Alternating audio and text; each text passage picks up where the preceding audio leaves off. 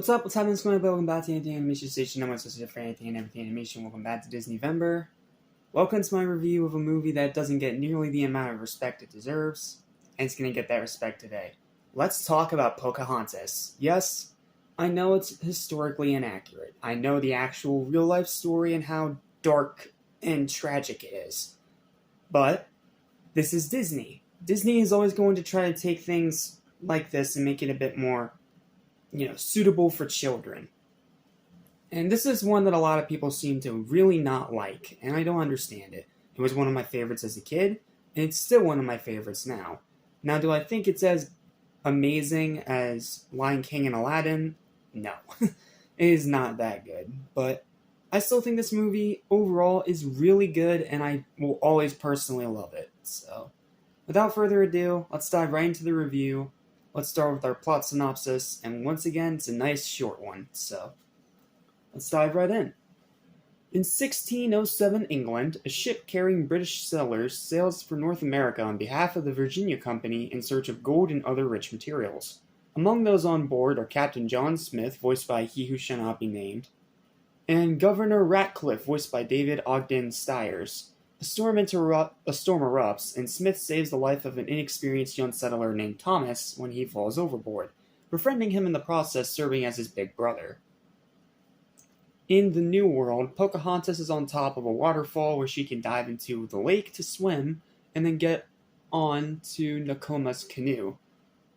She learns to her dismay that her father thinks she should marry Kokum, however, I don't remember how to pronounce the name, I'm sorry. One of his finest warriors, but though he is handsome and a fine warrior, Pocahontas does not love him, feeling he is far too serious. This is emphasized by a scene showing several children trying to play with him, where he stalwartly ignores them. She asks the advice from the talking tree spirit named Grandmother Willow. Grandmother Willow tells Pocahontas to listen to her heart, and she may understand. The British settlers land in what will become Virginia, and dig for gold under Ratcliffe's orders. Less concerned with gold, John Smith explores the territory, finding the New World to be a place full of adventure. All the time he is followed by the curious Pocahontas and comes to encounter her. The two spend time together, with Pocahontas teaching John to look at the world in a different way, and to not think of people who are different as savages. Back at the settlement, Powhatan, I hope I'm pronouncing that right, has sent some scouts to learn more about the new arrivals, but they are spotted. General Ratcliffe assumes that this is an ambush and one of his warriors is shot. The warriors retreat, and Powhatan declares that the white men are dangerous and that no one should go near them. A few days later, John and Pocahontas meet again, during which John learns that there is no gold in the land. They agree to meet at Grandmother Willow's glade again that night. Pocahontas returns to her village. She finds that warriors from neighboring tribes have arrived to help Powhatan fight the settlers. Back at the English fort, John tells Ratcliffe there is no gold in the land, which Ratcliffe does not believe, being the villain of the movie and being a greedy sleazebag. Back at the... Oh, no, I already got that. Thinking that the natives have hidden the gold for themselves, he declares that they will eliminate them all. That night, Pocahontas' best friend, Nakama, catches her sneaking off and informs Kokum that she is gone. Meanwhile, John sneaks out of the fort and Ratcliffe orders Thomas to follow him. Pocahontas and John meet in the glade, where both Pocahontas and Grandmother Willow convince John to try talking to Chief Powhatan to resolve the conflict. But Kokum and Thomas watch from the shadows as John and Pocahontas kiss. It's as cute as you think it is. Kokum, overwhelmed by jealousy, attacks and tries to kill John, but even after he is successfully being pushed off, Thomas intervenes and kills Kokum. Hearing voices approaching, John tells a guilt-filled and speechless Thomas to run away. A group of natives take John prisoner, thinking he is the murderer, and John attacks Kokum, and that John attacked Kokum instead. And Powhatan announces that he will be executed at dawn before the war, but the settlers begin and furiously scolds his daughter for her foolishness of Kokum's death. Thomas returns to the fort in panic and announces John's capture. Ratcliffe seizes this as an opportunity to attack and rescue John simultaneously, and they arrive just as John is about to be executed. Before Powhatan can strike, Pocahontas throws herself over John, telling him that if her father kills John, then he'll have to kill her too. Powhatan orders her to stand aside. she refuses and tells him that she loves John and that Powhatan must see where the path of hatred has brought them, asking him to choose his own path. Powhatan thinks about his daughter's words and realizes that Kocoum wouldn't have wanted them to have a war. He lowers his club and orders John to be set free, convincing his troops to stand down and not attack. Ratcliffe, who was still unmoved, orders the settlers to fire, but they refuse, wanting peace after seeing John released. Ratcliffe fires at Chief Powhatan himself, but John pushes the chief aside and takes the shot instead. The settlers then all turn on Ratcliffe, capturing him and sending him back to England to await punishment for treason. John survives the gunshot, but he must return to England for medical treatment. Pocahontas and her people arrive to see them off, and John and Pocahontas bid their goodbyes. Pocahontas promises John that she'll always be in his heart as she stands atop a cliff and watches the ship carrying John depart, ending the movie. So the story is definitely a little bit simple, and if you know your American history, then this is nothing new to you, but it's still a pretty good story. It has all the classic Disney stuff that you want, but it also has some really nice moments of historical fiction in there too. And again, maybe it's because I'm part Native American myself, but this one kind of speaks to me a bit more than the other two did. Again, maybe it's because of my heritage, maybe it's because I'm more familiar with this stuff, but I personally really enjoy the story. I think it's really good. Then we got our cast. First up, we have Irene Bedard as Pocahontas. She is amazing in this role. Probably my favorite Disney princess. He Who Must Not Be Named is John Smith. He's good enough. And we're going to leave it at that. David Ogden Stiers, as I said earlier, is the voice of Governor Ratcliffe, and he is a delightfully over-the-top villain. Joan Cassier is Miko. He does a great job. Russell Means as Chief Powhatan does a great job. Thomas is voiced by Christian Bale. Yes, that Christian Bale. Batman Christian Bale. And he does a spectacular job with this really little side role. Linda Hunt is the voice of Grandmother Willow. She's just the greatest thing. She's so great in this movie. And Grandmother Willow is such a hand-gentle, loving character. Danny Mann's the voice of Percy. He's pretty good. Billy Connolly is the voice of Ben. He's pretty good. Joe Baker as Long's good. Frank Welker as Flit is good. I mean, it's Frank Welker.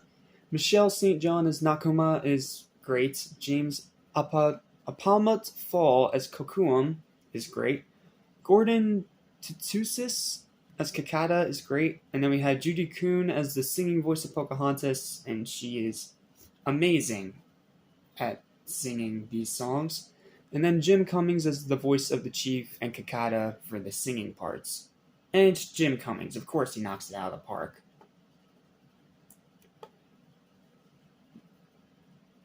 And then there's a bunch of other castings here.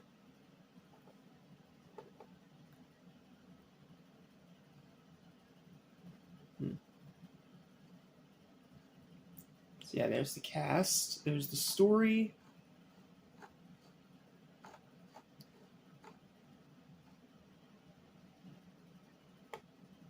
Talk about the music for a little bit.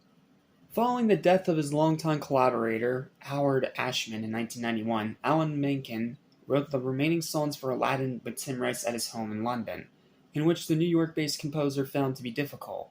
When work on Aladdin was commenced, Kevin Bannerman, the film's director of development, stated Rice was always gallivanting around the world and it was difficult to get him and Alan together. So here was Stephen Schwartz, who had written scores that we all loved and we were huge fans of, and he lived in the New York area. Disney immediately contacted Stephen Schwartz, whom working on Workings, Rags, and Children of Eden had quit theater and was taking psychology courses at New York University. Good on him. And was brought on board to compose the lyrics. This would mark the first time Menken had collaborated without Ashman for a Disney animated movie.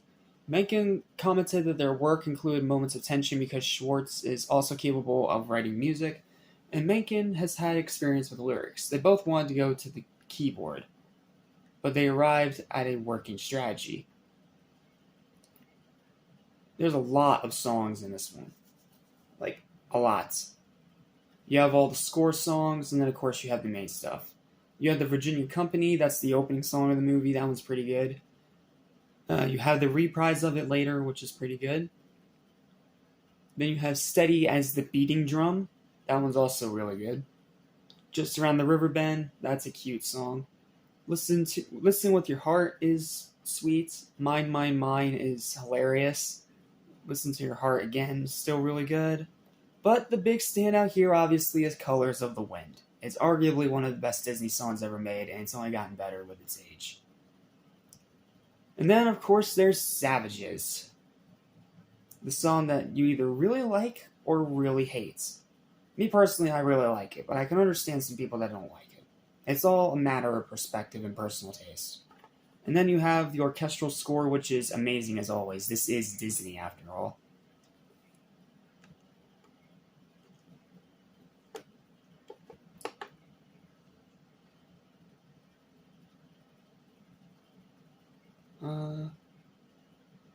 Yeah, apparently this was released on the real-life Pocahontas' 400th birthday.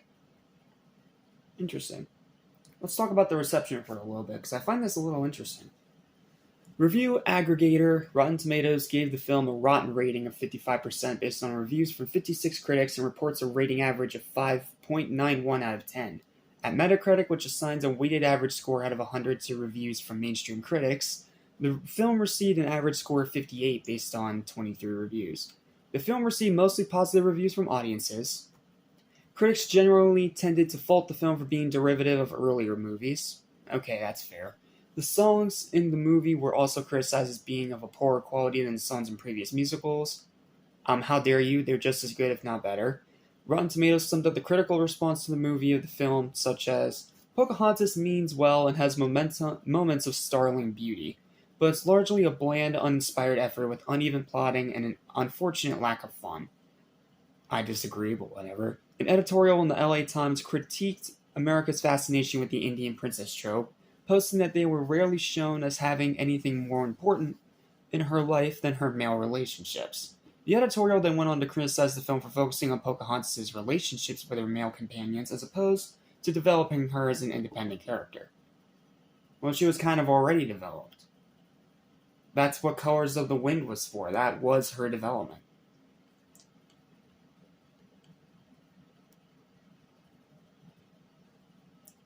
So, yeah, that's the story and music and cast of Pocahontas. I guess now I just finished up with my overall thoughts on the movie. And like I said before, I personally really love this one. I liked it as a kid, and even watching it now, I still like it. I can understand if it may just be a me thing because I have ties to Native American culture, and this one kind of more speaks my rhythm than the themes of like the Arabian Nights of Aladdin or the Sahara of Lion King. But I don't think this movie's as good as those, and it's for a few reasons. Once again, the pacing's still a problem. Like, the final act feels extremely rushed. The animation is still really good, but it looks a little cheap. I don't know if it's they had a smaller budget or what, but this movie does not look as great as the other ones.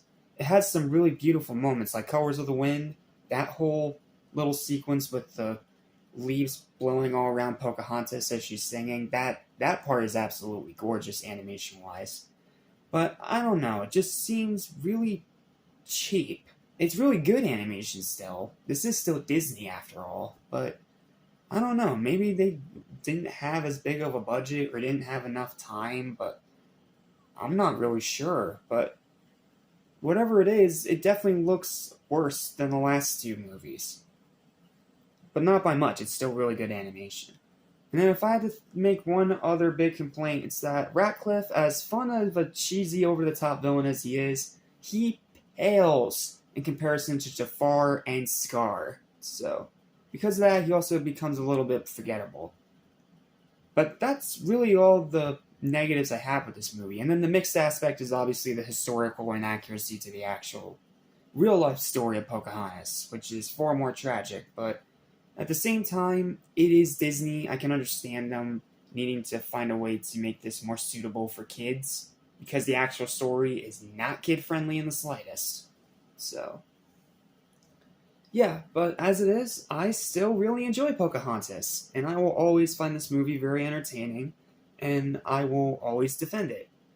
I will never understand the hate for it. Like, never. I will never, ever understand the hate it gets. So, in my opinion, I think Pocahontas deserves a final verdict of a strong, solid 7 out of 10. It is a very good movie. It's almost great, but the pacing, forgettable villain, and cheap animation holds it back. If it weren't for all those problems, this would definitely be an 8 and up there with the last two. It may be the weakest of the three that we've looked at so far, but it's still a really darn good movie in its own right, and you guys need to check it out if you haven't already. Ignore what other critics are saying and just go watch it for yourself. I highly recommend it. Well, that's it. Thank you guys so much for watching. Please don't forget to like, share, and subscribe. And which one's up next? Grab my handy dandy binder here and take a look. Oh, we're doing this one. Okay. I'll see you next time for the first of the first-time watches of this marathon, with the critically acclaimed, and from what I've heard, very, very adult and dark as hell, Hunchback of Notre Dame.